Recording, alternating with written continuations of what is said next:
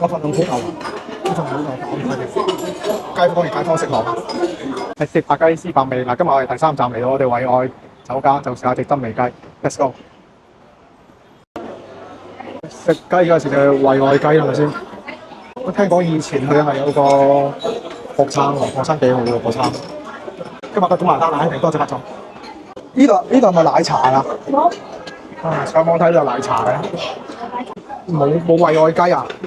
話有啲專登過嚟食喎，啊有啲失望啦，專登過嚟食就係真味雞，點解真係真味雞？7.3個字，自己遲咗啦呢個，下次早少少。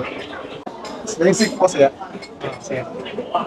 廣州人一定食通菜，抽筋菜，啲通菜係夠味啊！炒通菜都係夠味，啡嚿頭，師傅炒係好食過雪紅炒啊咁。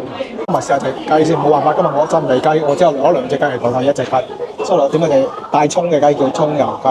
試下先，好似有少少係白油雞喎，雞又分白油雞同埋黃油雞，即係每個好似從化嗰陣會用都係白油雞㗎。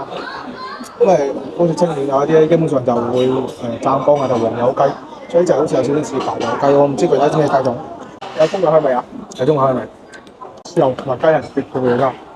其實後生仔都要食呢啲有香口帶葱嗰啲嘢。OK 又咪可以，我覺得豉油味可以，豉油味可以，豉油味一定係甜口嘅豉油，鹹口嘅時候咧我白切雞點鹹係咩情況？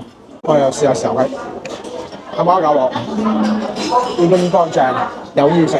斬片雞、豉油雞底，加沙鍋入去咧就會比較好咯，即係加沙鍋會有嗰種香氣啊，係豉油一加熱就有一個味拉底個反嘅，又會令到嗰啲味仔就會變得比較香啲，真係香啲。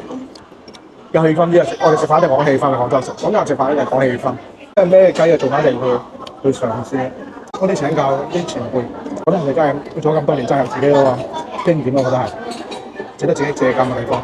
惠愛聽講話之前我記得係之前翻過一段時間又開翻，好似大同啊惠愛啊呢啲都係，即係佢年紀大過我嘅，基本上係惠愛好似係86年嘅，咁啊橫虎一武將勁立一下我幾多歲，真係帶俾我哋一個新一路點樣升級同埋一個工藝嘅一個傳承，我覺得先係最關鍵。因為你唔去開間店嘅話，其實好多嘅啲工藝已經係會流失嘅。我覺得呢樣嘢係真係需要保留。